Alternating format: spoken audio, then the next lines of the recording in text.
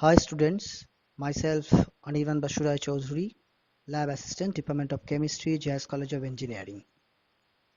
You are watching the lab video. The paper name is Chemistry 1 Lab. This is for BTech first year students, and the paper code is CH191 and CH291. So okay students, today I'm going to discuss about pH metric titration, the interesting one, the instrument based titration, pH metric titration. So what is the aim of the experiment? The aim of the experiment is the determination of the unknown strength of HCl or hydrochloric acid by known strength of NaOH solution using pH metric method or using a digital pH meter. This is the aim of the experiment. So first of all, we have to discuss what is pH. Now I think everybody know the term. pH is the negative logarithm of hydrogen ion concentration. Minus log x plus and concentration. That is the understand by pH. Okay, it is represented by this. Now, by that pH, scientist Sorensen invented a scale. So pH is a logarithmic scale.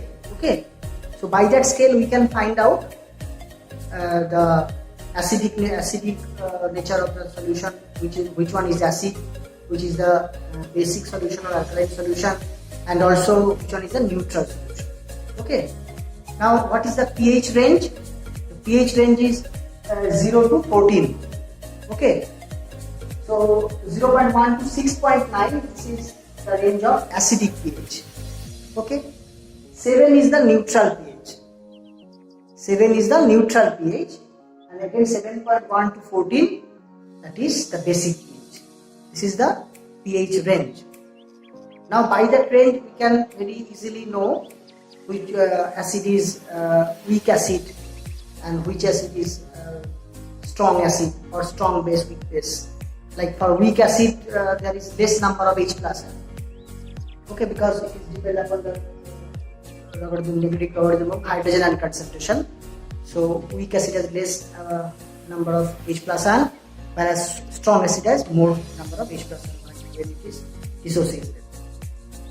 Now, this is the general part of pH metric titration. Now, in our experiment, whatever I told the aim, determination of unknown strength of HCl by sodium hydroxide solution, known strength of sodium hydroxide solution by pH metric method. Now, actually, if you think this is a normal acid base method, isn't it? Strong acid versus strong base titration. So, by normal titration method, we can very easily do the experiment by using one in the burette acid in the burette and one in the conical flask and adding phenolphthalein indicator. Then doing the titration, we can very easily find out the unknown strength of HCl. But rather than doing that means a normal acid base method, we are choosing the pH metric. Why? That means some reason behind it. Yes, there is a reason. We are using a digital instrument called digital pH meter. I will show you later whenever I show the experiment. So, one digital pH meter is used. Along with that, this experiment has 3 steps. Like first of all, we have to determine the unknown strength of NaOH by known strength of a primary standard solution. That means the strength of the NaOH should be determined. Okay, which is already determined. Now the second step in the last step, that is when we determine the unknown strength of HCl by that known strength of standardized NaOH solution by a digital pH meter, that time no indicator is used. Now if the indicator is used in normal acid base method, you already saw it, maybe there is a chance of maybe some human error.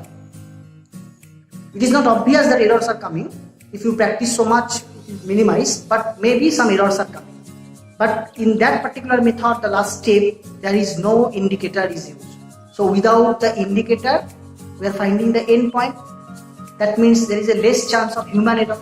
This is number 1 point. And again, we are using a digital instrument which is calibrated properly. So result will be more accurate. Okay. Another point, after taking the reading from the pH meter, we have to plot a graph. And from the graph, actually we are getting the endpoint. That means for accuracy purpose, it is more accurate. As we do the experiment digitally, instrument is used, and then graphically we have to find out the unknown strength of HCl.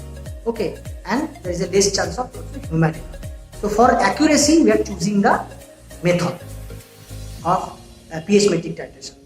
So in your syllabus, there is also another experiment, conductometric titration.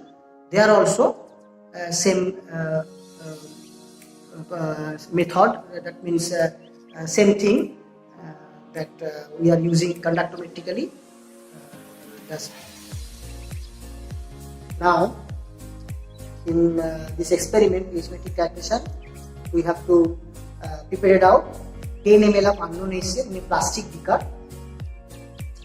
and burette should be filled with known strength of NaOH solution, sodium hydroxide solution. So we are taking the standardized NaOH solution, that is 0.1 normal of sodium hydroxide solution is taken in the burette. So the process I show you one by one, step by step. So first of all, from the burette, we have to count the drops of NaOH. That means in 1 ml of the particular burette, you have to count how many drops of NaOH is there. That means suppose the reading is at 0, and 0 to 1, whenever you drop from the burette, you open the stopcock, then you have to count how many drops of NaOH is there. Suppose it is coming 18 drops. That means 18 drop is coming in 1 ml. 0 to 1, that is 1 ml. So in 1 ml, 18 drop is coming. So what is the volume of 1 drop then? The volume of 1 drop is 1 by 18. That should be determined. Because after doing the that observation, we have to plot the graph. And in the graph, we are plotting number of drops of NaOH versus pH. Okay. So that number of drops of NaOH should be converted into volume. That's why drop count is necessary. Again, I will repeat whenever I show it. Now, in the plastic beaker, in this titration we are not using conical beakers. Here the beaker is used. One plastic beaker is used. This is the plastic beaker, 100 ml. Now we have to prepare out 10 ml of unknown HCl by pipette, and this is the pipette. So 10 ml pipette is required. So we have to prepare out 10 ml of unknown HCl in the plastic beaker. Then we have to add some distilled water so that we can immerse the electrode. So after taking the acid in the beaker and processes from the burette, in the burette NaOH is available. So from the burette you have to add the drop by drop the NaOH into that solution. So automatically it will show in the pH meter. Initially it will show the pH of the acid. Then whenever we add the drops of NaOH, that means whenever it is going to neutralization process or titration method, so it will gradually increase. That means pH of the solution is gradually start increasing. So first of all it will increase slowly, but in the middle you see some rapid changes are there, rapid jump of the reading is there, and afterward again it is start increasing but slowly. So then you will get sigmoid like curve. That graph also I will show you after finishing that part. So you will get that graph. Then from the graph you are finding the endpoint. Okay, and some little bit calculations are also there. Okay, so this is the procedure part. That means from the burette you have to add drop by drop, and we are adding 3 drops of NaOH every time. So uniformly you have to add 3 drops of NaOH from the butane into the HCl, that is unknown HCl solution, which is taken in the beaker. This is the process. Now I am showing you one by one. So first of all, I introduce you the pH meter, and you have to familiar with the pH meter, because pH meters are very sensitive instrument. So just watch the pH meter. Now look at this. This is the pH meter. Okay, digital pH meter. Okay, there are 3 knobs. Okay, so this is the temperature knob. That means before starting the experiment, we have to set the temperature. Then in the middle, calibration knob is there. That means the instrument should be calibrated before starting the experiment. That should be calibrated. And then in the right side, there is a check mode, pH mode, millivolt and temperature mode is there. Okay, so that knob is in the check mode. Check mode is the standby mode of the instrument. That means whenever it is not in use, that should be situated at the check mode. Now when we go to take the reading of pH, we have to move to pH mode by rotating it like this. Okay, it will show the pH value. Okay, so it will indicate in that particular part. Okay, so digital. So only you have to handle the right side knob where check mode and pH mode is written, but other 2 knobs you should not touch. Why I am telling this? Because as I told, it is already calibrated with some buffered solution, 4 pH, 7 pH and 9 pH solution. It is so sensitive instrument that if we touch the knob other than the right side knob, maybe calibration will be damaged. Okay, now again I am showing another part of the that pH meter. This is the glass electrode. Okay, it is connected the wire connected the bridge. Okay, this is the glass electrode. Okay, now look at the electrode. Inside the electrode there is a wire, silver wire coated with silver chloride, and some solutions are also there inside the electrode. Okay, now when we immerse that electrode into the solution whose pH to be determined, so that means inside the electrode there is some pH value is available, and outside the electrode there is also some pH values there, different pH values. Now when we immerse the electrode into the solution whose pH to be determined, so they are created a potential difference. Okay, so that potential difference is proportional to the difference of pH value. So this is the electrode that we have to insert into the solution. Now I am pipetting the unknown strength of HCl with a 10 ml in a washed plastic beaker. Why plastic beaker is taken? Because the electrode, what I show you, so we have to stir the solution by the electrode. So if we take a glass beaker, so and while we are stirring, maybe if it is a glass beaker, there is a chance of broken electrode. So that's why only we are taking a plastic beaker instead of a glass beaker, nothing else. Now we have to pipette it out, 10 ml of unknown HCl.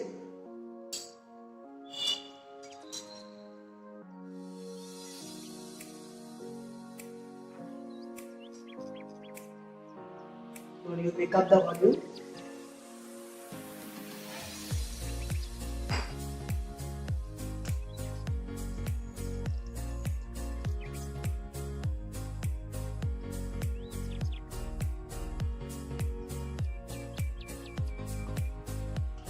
Okay, never blow the pipette, as I told previously also.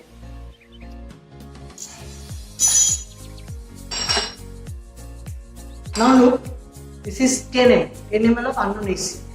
Now if we immerse the electrode into that 10 ml, it is not sufficient. So that's why we have to add some distilled water in, approximately 50 to 60 ml, so that we can very easily immerse the electrode.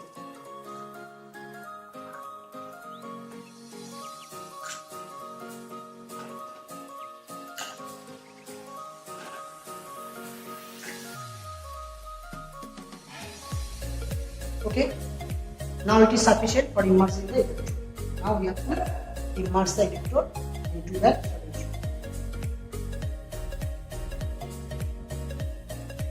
We have to rinse it with the distilled water. Be careful because it is very sensitive. A very thin layer of glass membrane is there. You have to put it into or immerse it into the solution. Okay. So electrode is immersed. Okay. Now you have to stir the solution by that electrode like this, very gently. While stirring, be careful. The lower portion should not be touched the beaker. Okay. So this is the process of stirring. Now for the burette is already filled with NaOH solution 0.1 normal NaOH, that is the strength which is given, NaOH, standardized NaOH. So before starting that particular pH metric method, as I told, you have to count the drop. That means in 1 ml from the burette, you have to count how many drops of NaOH is available. Okay, so how will you do that? So suppose it is at 2. Okay, so 2 to 3, you have to open the stopcock and count how many drops of NaOH is available. Okay, like this. Okay, so we start dropping. You see? Okay, and you have to count it. So say it is coming 18 or 20 drops. Suppose in the particular burette it is coming 20 drops. So you remember that 20 drops in 1 ml. Okay, you just remember that. Now don't stop the stopcock. After taking the drop count or getting the drop count, don't stop it because the flow rate is very important. So the same flow rate you have to add whenever you add into that HCl solution, that NaOH part. Okay, so 3 drops every time, that is uniformly you have to add 3 drops as I told. So that 3 drop, the rate of the flow should be same whenever you count the drop. So don't stop the stop, clamp it.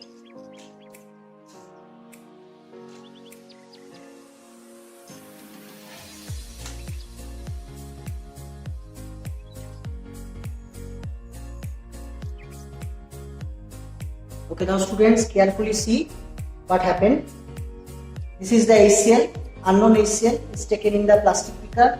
I am stirring it gently and I want to take the reading of pH. Now I should go to pH mode by rotating it in the pH. You will see reading is changing. It will show 2.07. Okay, now immediately after taking the reading, that is 2.07 is coming initially for HCl, unknown HCl. You have to note down in a copy. Okay, you have to note down the reading, first reading, initial reading, that is without adding any NaOH solution.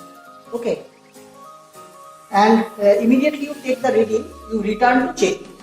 So the process is like this. It should be in the check mode. Whenever you take the reading of pH, you go to pH mode after stirring, then taking the reading, like write down in your graph copy. Again you return to check mode, and then you can add drop-wise NaOH. Careful. In the whenever that knob is in the pH mode, don't give the drop from the burette. Always remember and check it whether it is in the check mode or not. If it is in the check mode, then can add the drop from the burette to the HCl. Okay. Now I am showing you how we will get the drop.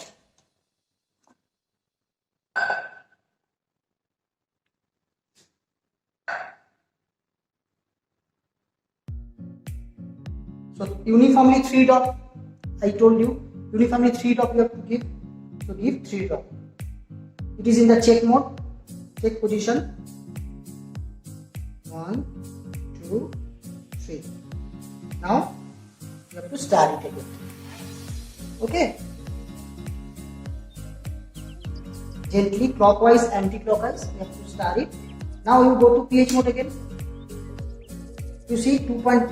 It is start increasing. Okay. Now again you return to check. Then give the second time. That is again 3 dot uniformly. 1, 2, 3. Okay, it is in the check mode. We are adding the drop from the burette. Now again I start it. Carefully start it and I go to pH mode. Okay, it is start increasing. It is very slowly increasing. So this is the method. Okay, you understand? That means uniformly you have to add 3 drops of NaOH from the burette into the HCl solution and start. So when the process is going on, in the middle part, you see some abrupt jump. It's a steep jump in the reading. Clear? Now you see in the middle part, in the middle part you see the rapid jump, right? Like 5 to 8, 5 to 9 or 5 to 10 in that way. Okay, but again whenever you again start giving the drop, again it will increasing, but it is increasing slowly. Again very slowly increasing. So this is the method. That means first of all it is increasing very slowly, but in the middle part, whenever the utilization point is coming, that time suppose it is at 4.9 or 5 point something, then it will jump to 8.9 or 9 or 10. Then again it is start increasing but very slowly. This is the process. So that means you remember uniformly you have to give 3 drops. Every time you have to give 3 drops of NaOH and start it, and you go to pH mode for taking the reading. Now immediately after taking the reading, again you have to go to return to check mode. Then you can add the drop. This is the process. Okay. Now what you have to do, you have to note down in a copy the reading from the pH. That means from the pH meter, we got the pH value of the solution. Initially it is acidic in pH, acidic in nature. Then whenever we add NaOH, it will start increasing. The pH will increase because it will go to neutralization point, and after neutralization point it will go to basic medium. That means increasing reading will be there. In the middle part, the important thing, in the middle part there is a sharp jump. Now I will explain it in the graph. Students, see the drop count. Suppose it is coming in your burette. Maybe it will be differ for different burette. It is 20 drops in 1 ml. It is coming, suppose. So volume of 1 drop is 1 drop equals to 1 by 20 ml. Okay. Now suppose we are getting this type of value from the pH meter, digital pH meter, what we just do it just now. So drops of NaOH, that is pH. So 0 drops. 0 drops means initially whenever we are taking in the beaker only the HCl part. So there is no NaOH, that's why it is 0 drops. So 0 drops, in 0 drops 2.10. Look, it is gradually increasing. In 3, we are uniformly adding 3 drops, that's why I am getting 0, 0, 3, 6, 9, 12, 15, 18 in that manner. Okay.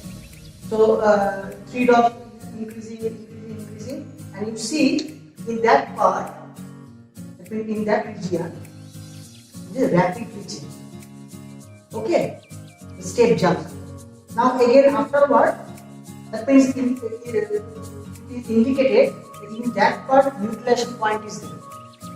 Okay, so in afterward again we are adding gradually 3 drops of NaOH every time. So now it is in the basic medium. It will start again increasing but very slowly. So in that manner you have to take 14 to 15 or 16 drops of NaOH. That means 16 times you have to take the reading up to 42 or 45 in that manner. Then you will get the actual table. So you understand that there the scale jumps up. Okay, that means it is in that region. Now whenever afterward you have to plot the graph. Okay, after doing that you have to plot the graph. This is the graph. Along x-axis we are taking number of drops of NaOH solution, and along y-axis pH. Okay, so you have to write down the scale. I think you know to do the graph properly. Now it is first of all it is increasing. Now in that part, in that region, it is rapidly increasing. That means in this region it is showing here. Okay, and again it is increasing but very slowly. Understood? So you will get sigmoid like that. Okay, so there is only one curve. So how we get the endpoint? Now already we know from the pH scale 7 is the neutral pH. So from 7 you have to draw a parallel line to x-axis, and where it is coincided that point, from there you have to draw a perpendicular line to x-axis. That is your endpoint. Suppose it is coming, say 21.3. Whatever reading is coming, you have to take that. Because for accuracy we are doing that experiment previously I told you. So we are using a graph. So whatever reading is coming from the graph, you have to take that. Don't round up. Suppose it is 21.3. Okay. Now in that region, why that rapid change is there? I will explain it. Suppose in that point, that means suppose in that region we are giving 3 drops. Okay, and then it is coming. That reading is showing. Now again we are uniformly adding 3 drops. So in the 3 drops, so many OH minus is there because we are adding NaOH now. So many OH minus ions are present. Now in that region it is very near about the neutralization point. Suppose it is there. It is that point, in that point. Okay. Now suppose it is in that region only. Say for instance, only 10 OH minus is required. That means only in the solution only 10 H plus is remaining. Okay, because in the HCl so many H plus are answered there previously and initially. Whenever we add the NaOH, H plus will react with OH minus and form H2O. So it is decreasing, H plus is decreasing. So suppose in that part only 10 H plus is available. Now for neutralization 10 OH minus is required, but in 3 drops there are so many OH minuses present. So only 10 OH minus is bind up with H plus. That means all the H plus is neutralized by OH minus and form H2. That means neutralization is done. Then there is excess amount of OH minus is present in that particular 3 drops. So that's why some jumps are there. If the tendency will be, it will go to further basic medium. That's what is jump. And then again, when we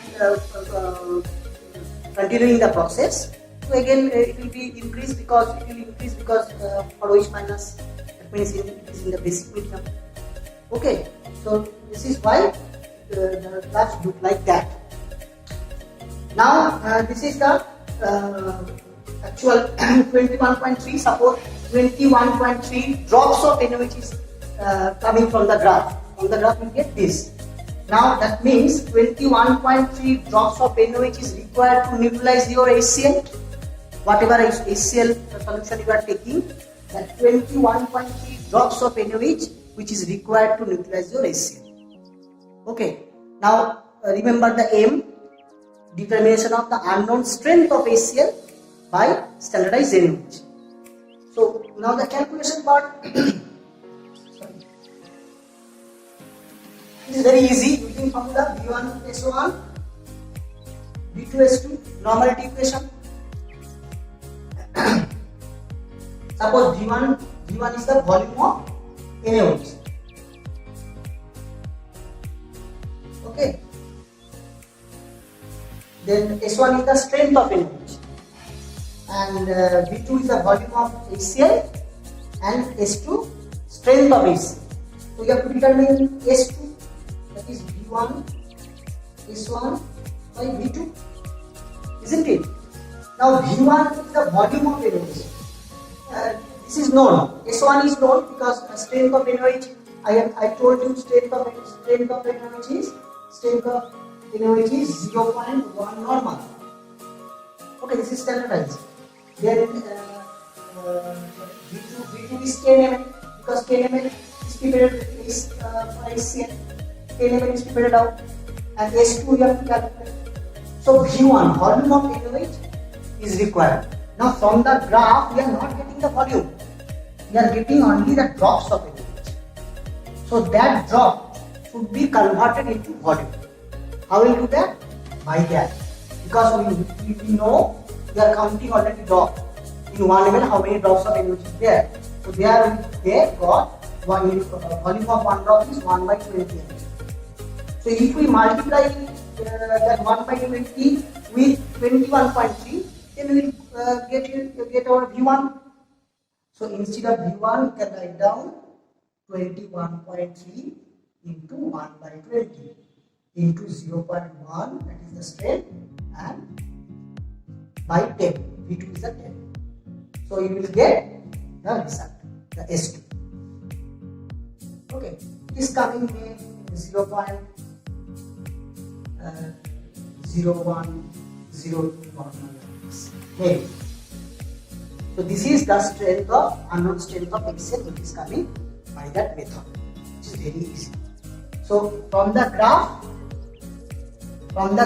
just think carefully. From the graph, we are getting number of drops of NaOH, which is coming say 21.3. So that drop should be converted into volume because we are using that formula, normality equation. So V1 is required. V1 is the volume of NaOH. So how will we get it? So previously we count the drop. So from there, 1 drop equals to 1 by 20, which is calculated. So 1 by 20 into 21.3, then you get V1 part. Other thing is known to you. So very easily you can find the strength of unknown HCl or unknown strength of HCl is determined by the pH metric method. Okay, so this is very interesting. I think where we have already used a instrument. It's an instrument-based titration. So for accuracy, we are doing the experiment. So I think all of the students just understood the method. Okay. Now see you in the next class. Thank you.